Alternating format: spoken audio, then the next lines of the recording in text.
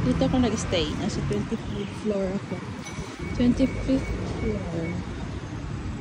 Yes In Hotel. Ay, hindi hotel. Yes In. Yes In. Tapos yan na yung Nathan Road. Yan siya. Straight. Pero wala dyan yung bus. Nandito sa likod ng bus. Na A21. Madali lang siya kasi kaya ng Google Map.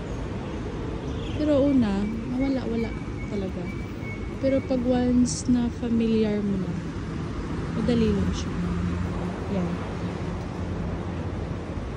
Nasa 25 floor ako. Kaya nakikita ko yung sunrise. Dito yung Nathan Road. Ay, hindi. Yes In Hotel. Yes In. Yes In. Hindi hotel. Sa second floor yung reception.